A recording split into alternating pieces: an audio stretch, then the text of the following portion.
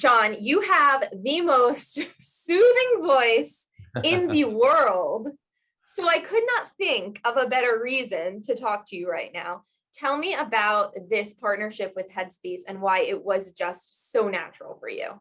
Well, they asked me to come along and do a sleep cast for Headspace. And I've been working with them as their chief music officer, helping them pick music for people to focus to. And a lot of that music is calming, a lot of that is helping people focus. And then, of course, I do have a voice that helps people relax. And a lot of people have trouble sleeping and they need to have some help and show themselves some love and care and get what they need to help them get the rest that they need. And so we created our sleepcast with that in mind. We all need a little self-care right now, you know? Absolutely, we do. And obviously, so many people have been through so much over the past couple of years, and it's been a trying time for a lot of people. And it can be stressful, and you need some help relaxing. And Headspace and I have joined together to help people take care of themselves, get the sleep that they need, so they can power up and have a great day. I love it. And you're making so many women happy because we can finally sleep with you, right? That's the idea. I mean, what a moment in time. No big deal, John. You're also going to have a Super Bowl spot. Are you ready for 100 million people to see this commercial? Sure. We had a lot of fun making it. I think it's funny. And obviously the conceit of it is, I'm offering to sleep with everyone. And I'm doing it in a way that's very safe through your Headspace app. You're doing it in a way that your wife would approve of, Exactly. spreading the love.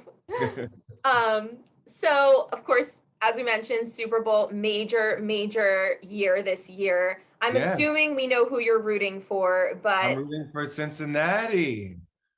that's what I thought. I'm from Springfield, Ohio, which is about an hour and 15 minutes north of Cincinnati. I have a lot of family in Cincinnati, and we are very excited that the Bengals are not only good again, but they are real contenders, and they've defied the odds and made it all the way to the Super Bowl when a lot of people at the beginning of the year didn't even think they would make it to the playoffs, let alone this far in the playoffs. So it's really exciting. Ohio's very excited, especially Southwestern Ohio. And my family's very excited, and we're all going to be rooting for the Bengals.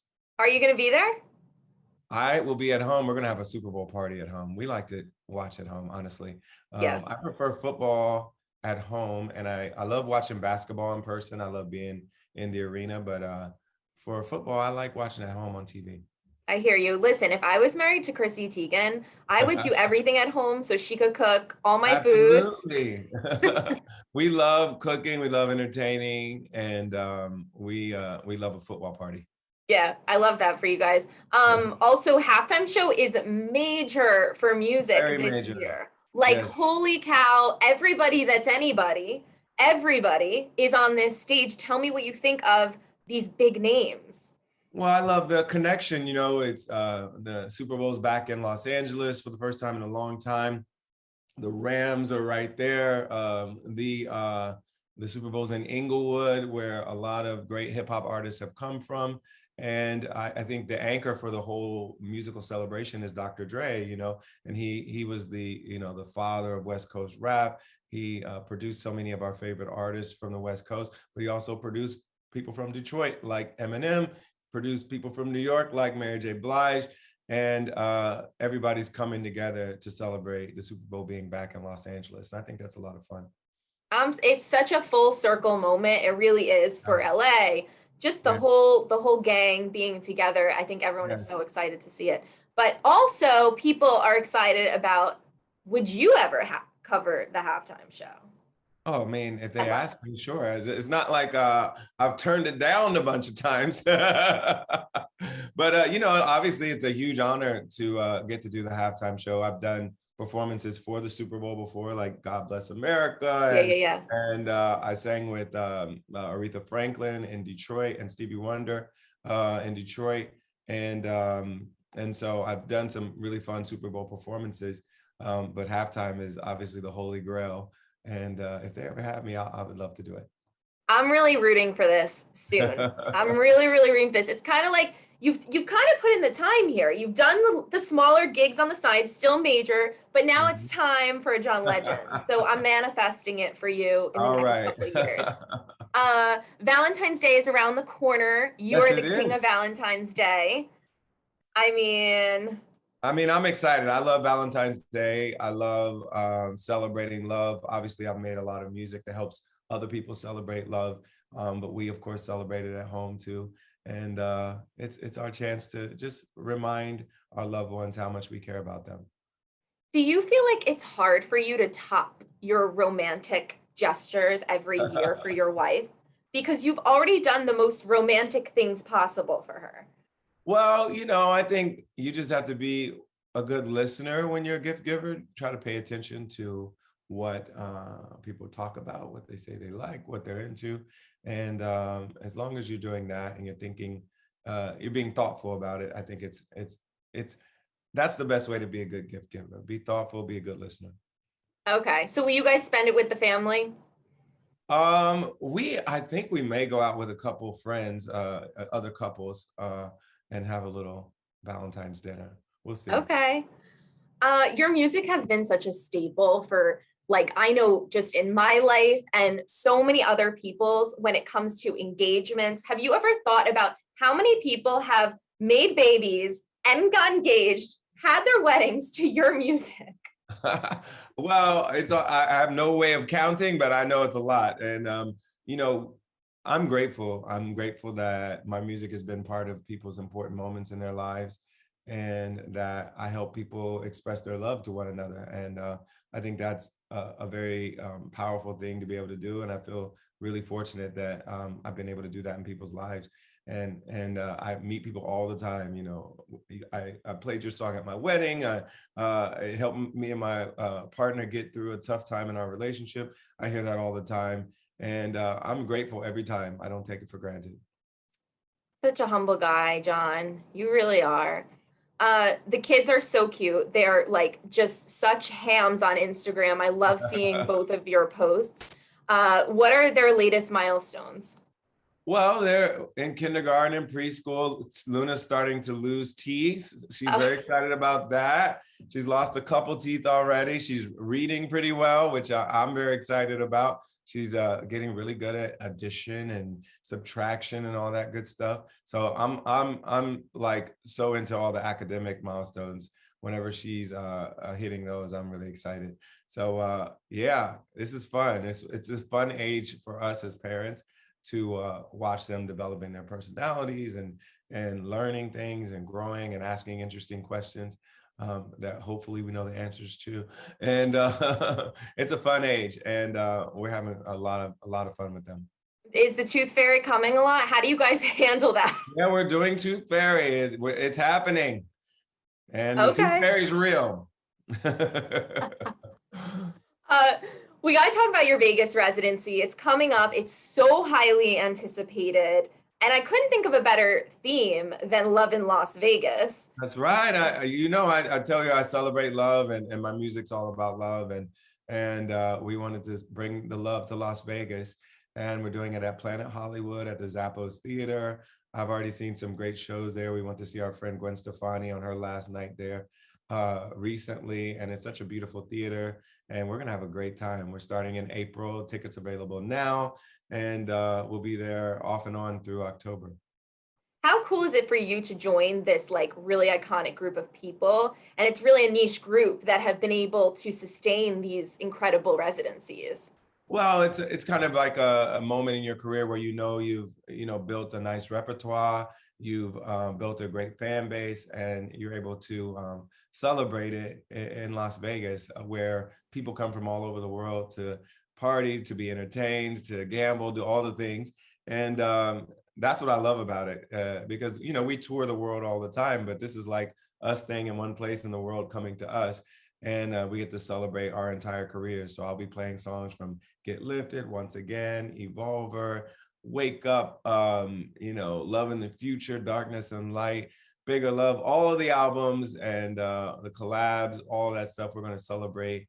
And it's going to be a really fun show. Ooh, I can't wait. I'm going to take a Vegas trip just for this, You have to honestly. do it. I It's got to worth do the it. trip. I'm a big gambler, so I end up trip. usually spending or gaining a lot of money. You never know. But when you're in Vegas, are you hitting the tables? Are you partying? Like, are you a big gambler? I'm more into like food and drink and on all that stuff. I'm not a big gambler, though. I will play blackjack every once in a while. Mm. I'm more into the food, the drink, which is all really good now. I think Vegas has really got some of the great chefs there now, and there's some great experiences you can have there.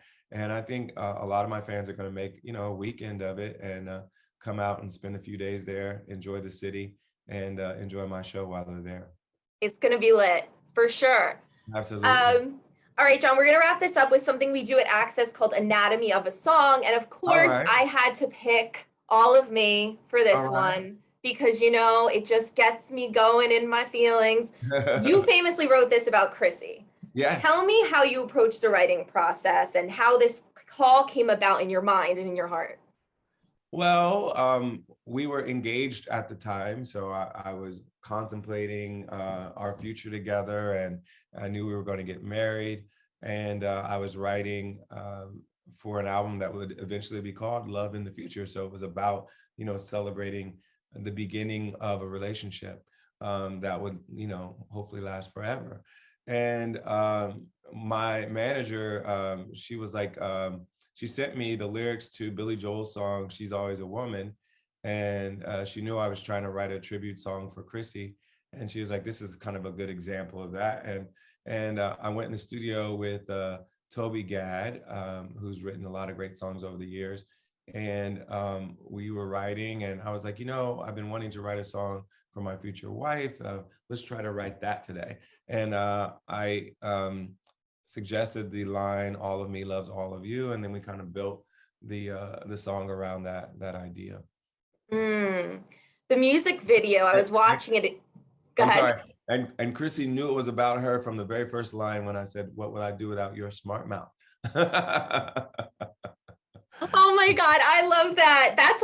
By the way, that's one of the most relatable lyrics because most women that are with men like you, that you just are like the sweetest, nicest guy, we tend to be bigger personalities. So yeah, we have to have the complementary personalities, the balance. And obviously I'm a little more mellow and Chrissy's more dynamic.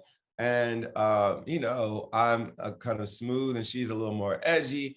And so I think it works really well for us. And that's probably true of a lot of couples where, you need that balance in the relationship. Absolutely. The music video, I rewatched it. I've watched it a million times, but it's gotten like billions of views, this music video, which is so insane. And the wild thing about it is that it was directed by our friend Nabil Elderkin, who's celebrating his birthday this week. And happy birthday, Nabil. And he is the guy that introduced us in the first place. So Nabil introduced us way back in 2006. And he was friends with Chrissy and friends with me. He wanted to shoot a video for me early in his career before he had ever even really shot music videos before. And he was like, you should cast this woman that I know, Chrissy Teigen. She's really smart and cool and funny and beautiful. And I think you'll like her. And we hit it off that day. And then, 7 years later, we were getting married to All of Me. And Nabil came to Lake Como in Italy where we got married and shot the music video for All of Me. And here it is, billions of views later. And it all started with him introducing us back in 2006. So awesome. So cool to see where your love has come to and gone. How do you think that song, you had hits before that song, but how do you think that was really a game changer for you in your career? Well, it's my biggest song. It's my only, number one song on the Hot 100, and it was number one in a lot of countries around the world. And when you have a song like that, you never know if you're going to have something like that happen again. It's a rare thing for any artist to even have one of those, let alone more than one. And so you just have to be grateful for it. It opened a lot of doors. It made a lot of other things possible for me, and I'm grateful for it. And we'll always have that song as a commemoration of the day we got married, and for so many other people around the world, it's that song for them too. It's the song they heard when they got married too. It's so cool. It's really, really cool. And thank you for playing along with me and just taking me down memory lane, because I do love that beautiful ballad. Thank you. John, it's always such a pleasure catching up with you. I wish you, your team, so much success. And everybody, go to sleep with John. You can finally sleep with him. And listen to Headspace. Come sleep with me. Come sleep with me.